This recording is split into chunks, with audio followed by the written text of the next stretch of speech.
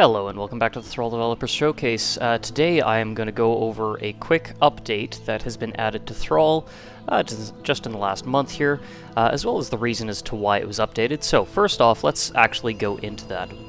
Why have I added this particular update? Well, there's one thing in particular that I've been feeling is a little bit stale with Thrall. I like the combat, I like the loot system, I'm actually quite happy with the dungeon generation and the way the story's going. But one thing that I've been feeling has been a little bit lacking is your preparation for when you go to a dungeon. So really all you can manage is things like your skill trees, which there's a fair bit of customization here, and that's really good. You can manage your loot, but at the end of the day, it's really just kind of, okay, what's the best thing that I can use? It's not really a matter of, okay, do I need to really, maybe tweak some things based on your skill trees, but there's not really a lot beyond just like, okay, checking the shop, seeing if there's something better in here than what you currently have. Same with for the weapon, or the armor shop. But beyond that, there's not a whole lot you can do to prepare for the next dungeon. I wanted to change that, and I actually wanted to tie it into another system that I wanted to implement. And so for this, I've actually taken inspiration from Hades, which is the game that I've probably played the most over the last 2 years now, and more recently Hades 2, which I've been doing some live streams of on my second channel, Strack Red, every Sunday. Now, one of the mechanics within Hades that I've really enjoyed is the keepsake system. Now, the keepsake system, there is a cabinet that contains all the keepsakes you've accumulated throughout different NPCs that you give nectar to. They give you in turn a keepsake. Those keepsakes you can equip at the start of a run, and they will give you a passive bonus that carries on through the entire run that you can maybe change midway through in between regions based on what you have unlocked. Now, I really liked that concept, and I thought it actually would make a lot of sense in Thrall. The other system that I wanted to implement, since I don't really have enough NPCs in this game that you develop close relationships with for there to be a significant amount of keepsakes that can be rewarded from NPCs, I wanted to implement a challenge board. This is something that I've took a little bit more inspiration from games like Borderlands, where, particularly Borderlands 2, I think did a really good job of this, where there's a list of challenges you can complete, such as finding a certain amount of legendary items, finding hidden, symbols within different maps, or defeating a certain amount of enemies. I wanted to implement a system similar to that in Thrall. So that is what I have done, and I have done that through the use of Emily here. Now, one of the things about Thrall is that every NPC I wanted to have that you can recruit to the keep offer at least 2 services. Well, not at least 2, but 2 services. So for example, Davenport, he offers the shop, the weapon shop in particular. He also offers the opportunity to craft weapons. That's actually a system that I'm going to be expanding on later on. I have some more plans for that. It's kind of bare bones and basic to start. Another example, Jafar, he offers the item shop as well as shard management. I released a video not too long ago about the shard system and how that's been implemented as well. Raphael, he allows you to increase your backpack capacity or your storage capacity, but he also can appraise items so that you can reveal what the effects of the prefix for that weapon or armor does, as well as any legendary unique effects. But Emily only had one service prior to this, which was the armor shop. Not a bad thing, but she didn't really offer any other service outside of that. Now she offers one more thing. After you have completed the first side mission in the game that Emily will offer to you after you've completed the first dungeon, once you've completed that, a new option will open up in her menu called Trinkets. Now, just for a little bit of context, the side mission she sends you on is to retrieve her teddy bear, which is currently located behind her.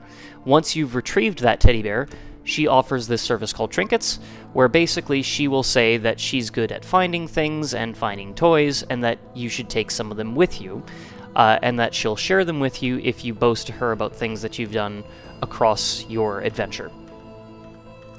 Now, once you have this menu unlocked, you can actually find a trinket menu. So you will start with the teddy bear that you have retrieved for Emily, and by equipping this teddy bear, you can restore 10% of your maximum HP when proceeding to the next floor in a dungeon. So it offers a little bit of health restoration throughout the dungeon without the use of regenerating effects or items. And if you tab over to the challenge menu, in the same menu, you have a list of challenges to complete. Now, these challenges can be anything from salvaging a certain type of armor, to defeating elite enemies, to using overdrives a certain amount, and everything will be kept track of throughout your journey. So, for example, the first one here, if you salvage 20 fire, weapons, or armor, you will complete the Pyro challenge. If you say this one here, you salvage 10 less crit armors, you'll complete the Defender challenge. Further down, if you open 50 chests, you'll get the Kleptomaniac challenge. There's different challenges with different progress levels that you can complete. Now, I am going to quickly shortcut through one of these just to show what happens when we progress. So, for example, let's say I put charcoal up to 15. That should set that challenge, so that if we go to the challenge board, we can see we have now salvaged 15 out of 20 fire weapons or armors.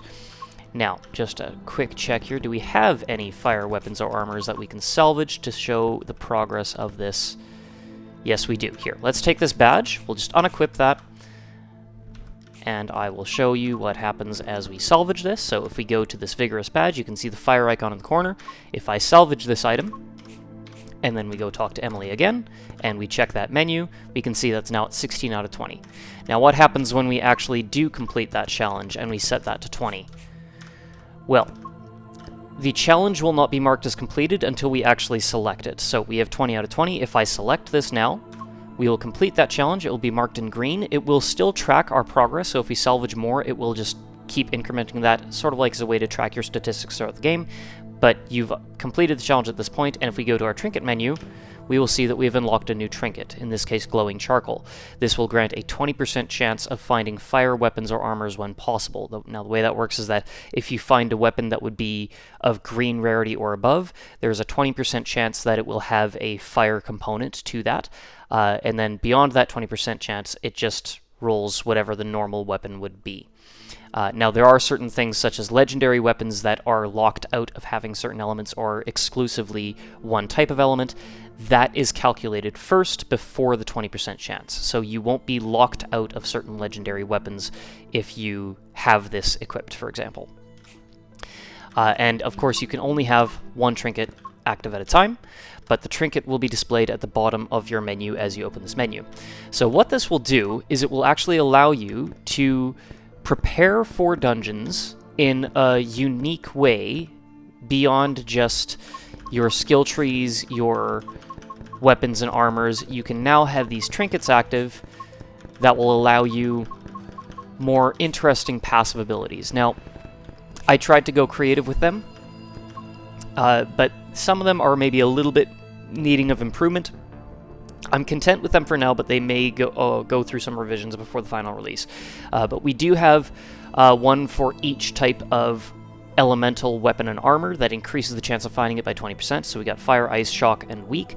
We also have trinkets, not keepsakes, trinkets, for finding weapons and armors with specific accessories. So, for example, knockback weapons, fast weapons, crit damage weapons, multi-weapons. And then for armors, we have regen armors, cooldown armors, thorns armors, less crit armors, and bonus XP armors. That comprises the first 13 trinkets, and then the remaining 11 are unique, interesting effects that kind of just you wouldn't get elsewhere. So, for example, the teddy bear restores health in between floors.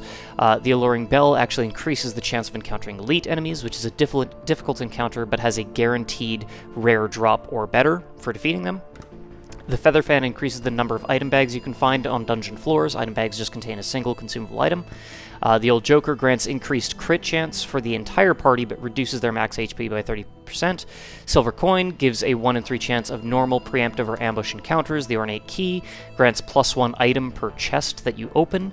The Smoke Bomb allows you to escape one standard encounter when you would normally die. It just ends that encounter as though you had escaped it instead of calling a game over, or teleporting you back to the keep in the case of this game.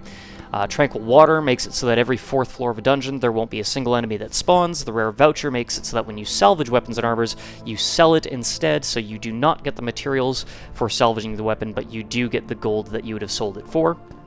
Warding Mask grants 1 hit of damage immunity per battle, but every party member loses 30% of their max HP. And then the Strong Liqueur grants +5% overdrive to all party members every turn, basically giving them a passive source of overdrive that gradually fills without necessarily needing to take actions to do so. So those are the trinkets that I have so far.